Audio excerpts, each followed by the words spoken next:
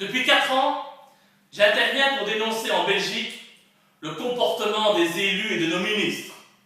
J'ai donc normalement l'habitude de voir des guignols, mais là, je viens de me rendre compte qu'il y avait actuellement en France un type que l'on appelle ministre de l'Intérieur et qui est le champion du monde, toute catégorie des guignols politiques. Cet homme, c'est Manuel Valls. Et c'est à lui que je souhaite m'adresser dans cette vidéo. Manu, tu déconnes. Tu ne peux pas prendre tes airs d'opéra et venir nous chanter le récital de l'antisémitisme. Un ministre de la République est là pour faire respecter l'ordre, pas pour créer le désordre. Manu, tu crées le désordre. Tu crées le désordre, mon vieux. Avant que tu ne te décides de t'en prendre à mon ami Dieudonné, tout se passait bien. Tu faisais ton petit cirque pour arriver doucement mais sûrement à Matignon tout en prêtant allégeance à Israël, et nous pouvions écouter ce grand artiste qu'est Dieudonné et rigoler de ses sketchs pour oublier toutes ces conneries que ton gouvernement nous fait avaler et les horreurs de l'actualité. Mais là, depuis quelques semaines, tu exagères, Manu. Oui, je te dis, tu exagères. Tu te fais passer pour un protecteur de la démocratie, mais tu ressembles de plus en plus, je tiens à te le dire, à un petit dictateur. Un petit dictateur sans grand charisme qui plus est. Tu n'aimes pas les quenelles, Manu. C'est ton droit. C'est ton droit de ne pas aimer les quenelles. Mais bon Dieu, fous-nous la paix. Tu n'aimes pas l'humour intelligent. C'est ton droit, Manu. On ne t'empêche pas d'aller voir Timsit ou Semoun à l'Olympia. Tu vois des antisémites partout et tu préfères Israël à la France. C'est ton droit. Mais vas-y alors, Manu. Va rejoindre ta patrie de cœur. On ne te retient pas, tu sais. Tu m'excuseras d'être direct, Manu, mais franchement, je trouve que la situation a atteint un niveau de grotesque et d'absurdité inimaginable. Manu, tu nous donnes des leçons de démocratie, et en même temps tu veux interdire les spectacles d'un humoriste. Sans passer par la justice. Mais ça veut dire quoi, ça, Manu? Qu'est-ce que ça veut dire, ça? Ça y est? Pour toi, la justice, c'est devenu facultatif? Tu crois que parce que tu as été élu, que tu es ministre, tu as tous les droits? Tu crois que tu peux faire tout ce que tu veux derrière ton bureau? Allez, Manu, je te le dis, hein, reprends-toi. Parce que si tu continues comme ça, on va croire que c'est toi le fasciste. Parce qu'entre Dieudonné et toi, désolé à mon vieux, mais je n'en vois qu'un seul qui porte atteinte à la liberté. Et si tu étais honnête, oui, je sais, Manu, c'est dur, c'est très compliqué pour un socialiste d'aujourd'hui. Mais quand même, si tu étais honnête, tu dirais que Dieudonné, dans ses spectacles, se moque de toutes les communautés, avec bon goût. Mais est-ce de la faute de Dieudonné si Israël et le sionisme ont autant de poids dans le monde d'aujourd'hui? Le sionisme dirige le monde. Normal dès lors qu'on s'attaque un peu plus à lui qu'à autre chose. Parce que si on peut rire des Africains, des Belges ou des Arabes, on peut aussi rire des Juifs. Ne soyons pas sectaires, s'il vous plaît. En plus, Manu, ta laïcité est ta géométrie variable. Tu te mues en grand donneur de leçons, en censeur, en moralisateur, pour que surtout jamais personne n'ose rire de la Shoah, ce crime des Lumières qu'ils défendent corps et âme. Quelle bravoure, quelle sensibilité pour ces individus éternellement attachés à Israël. Il faut bien dire qu'il ne faut jamais oublier ce qui s'est passé il y a 70 ans quand même. C'est-à-dire que plus on s'éloigne de ce tragique événement qui appartient au passé, plus il faudra commémorer, pleurnicher, censurer ceux qui se disent qu'il serait peut-être temps aujourd'hui de regarder vers l'avenir. Parce que ça, tu es fort. Censurer ceux qui parlent des crimes d'aujourd'hui, tu es le premier à le faire. Tu nous parles de la Shoah, mais tu fais partie d'un gouvernement qui menace des civils aux 4 coins du monde, de l'Afrique et du Moyen-Orient. Tu nous parles de lutte contre le racisme, alors que ton président Hollande, je sais, tu as envie de le remplacer. Ce ne serait pas une grande perte, mais pour remplacer par toi, oh mon Dieu, j'espère que ça n'arrivera jamais. Eh bien, ton président Hollande, il estime qu'il ne faut pas indemniser les victimes de la colonisation. Par contre, pour indemniser les Juifs, tu es le premier. Et oui, c'est vrai. Il paraît que des millions de Juifs ont été assassinés durant la Seconde Guerre mondiale. C'est triste. C'est triste. C'est certain. On n'en dit ce qu'on vient. Mais dis-moi, Manu, tu n'es pas bête, tu n'es pas con quand même. As-tu déjà compté une seule fois le nombre de victimes de la politique coloniale passée et actuelle de la France? Rajoute à ce nombre les victimes de ton allié israélien en Palestine. Fais le compte et tu te rendras compte que c'est bien plus que le nombre de victimes de la Shoah, tu sais.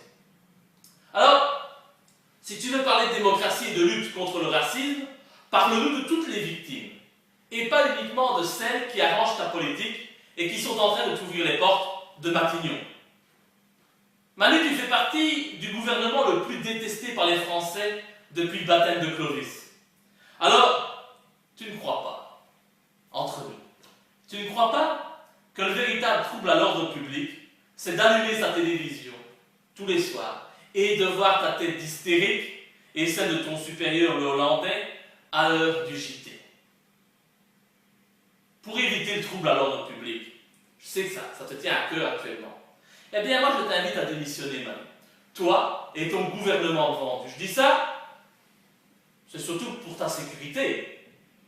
Parce que tu sais, à force d'énerver les gens, à un moment donné, ils explosent.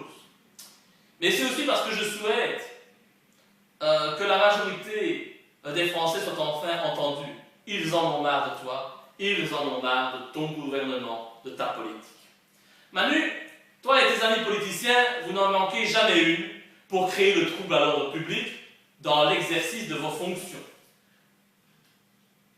Vous attaquez par exemple au voile islamique, car incompatible avec votre laïcité, celle de Vincent Payon qui veut faire de la laïcité une religion d'État. Mais vous n'en manquez pas une, vous tous, pour mettre votre kippa à la première occasion. Les femmes musulmanes chez nous devraient à tout prix enlever leur voile. Mais quand Laurence Ferrari se rend en Iran pour interviewer le président et qu'elle met un voile sur sa tête, par respect, ça fait scandale. 2 poids, 2 mesures. Votre concept de laïcité est donc un peu flou, on n'y comprend plus rien. Instrumentaliser la question du voile pour faire croire aux Français que le pays est en danger, en danger pour un bout de tissu, pendant que tes amis, Manu, raquettent nos concitoyens à coups de taxes à tout va. J'en profite pour saluer mes amis des bonnets rouges. Pendant que vous laissez le grand banditisme se développer dans les cités, principalement parce que vous détruisez l'emploi en France, ça Manu, c'est un trouble à l'ordre public. Et puis Manu, si tu veux améliorer ton pays, faire ton travail de ministre de l'Intérieur, je vais te donner un conseil. Manu, commence déjà par interdire le PS et l'UMP. Car si je fais le compte de tous les mandataires qui ont été condamnés, et de ceux qui n'ont pas pu l'être, puisqu'ils étaient protégés par leur immunité contre ce grand bandit qui est d'assaut, je peux t'affirmer, sans détour, que ces organisations politiques sont bien plus dangereuses et criminelles que les fans de Dieudonné qui se contentent de faire la quenelle. Hein, tu la vois? Tu la vois, la quenelle, Manu? Ben, j'espère que tu la vois et que tu la sens. Parce que censurer un humoriste, censurer la quenelle, un geste qui est désormais entré dans le patrimoine culinaire français, ce geste qui veut tout simplement dire, Manu, qu'on emmerde le système, ce système que tu défends et duquel tu n'es qu'une marionnette, alors que l'emploi, la sécurité, la santé publique, les valeurs morales s'effondrent à vitesse grand V en France, ça, c'est un trouble à l'ordre public. Tu n'es pas logique, Manu. Les mensonges, les manipulations, nous en avons marre. Marre d'être traités de fascistes pour avoir fait un geste qui signifie simplement qu'on emmerde le système. Les femelles qui font le salut nazi, un vrai pour le coup, ça oui. La GPA, oui. Les médias aux mains de la finance et du complexe militaro-industriel, oui. La théorie du genre dans les écoles, le mariage pour tous, l'agriculture chimique, les chemtrails, le dîner du CRIF, oui et encore oui, mais la quenelle, non. Eh bien, tu prends les Français pour des cons, Manu. Je suis désolé de te le dire. Et d'ailleurs, avant de défendre à ce point les Juifs, eh bien, pourquoi ne déploies-tu pas autant de force et d'énergie à défendre les chrétiens? Tu sais, la France, elle a des racines chrétiennes. Des racines qu'avec ton gouvernement, un gouvernement qu'on peut qualifier de sataniste, tu fais tout pour effacer. Et si je réagis à cette affaire qui touche Dieudonné, mais qui touche tous les Français, c'est parce que sonne le glas de la liberté d'expression un peu partout en Europe. Cette décision d'interdire d'expression Dieudonné pourrait très bien être appliquée en Belgique également en ce qui me concerne. Parce que tout le monde sait bien que Dieudonné n'est pas antisémite. Ça n'a pas de sens. Tout le monde sait bien que je ne suis pas un antisémite non plus, même si la presse aime m'insulter de la sorte, parce que je m'oppose au sionisme, à la politique racialiste et raciste d'Israël. Le terme même d'antisémitisme est galvaudé, vu que les Arabes sont également un peuple sémite. Tout cela n'a plus de sens. Et cette mafia sioniste ou pas, qui nous dirige, tente de nous museler. Il est plus que temps que l'on s'active pour se réapproprier le droit fondamental. Les amis français, vous n'êtes plus chez vous. Vous n'avez même plus le droit de rire. C'est fini. Debout les Français. Soyez solidaires avec Dieudonné, qui vous aura au moins permis de constater une chose. C'est que vous êtes muselés. Que la liberté d'expression n'est qu'une fable. Debout les Français. Debout les Belges. Ce système est à bout de souffle. Les mensonges ne passent plus. Les manipulations médiatiques ne nous lavent plus le cerveau. Nous sommes éveillés et nous sommes debout. Debout. Et je n'ai qu'une chose à dire pour terminer à Manuel Valls. Manu, on t'a assez vu et entendu. De grâce, Manu, ferme-la. Aujourd'hui, ferme-la aujourd'hui et à tout jamais.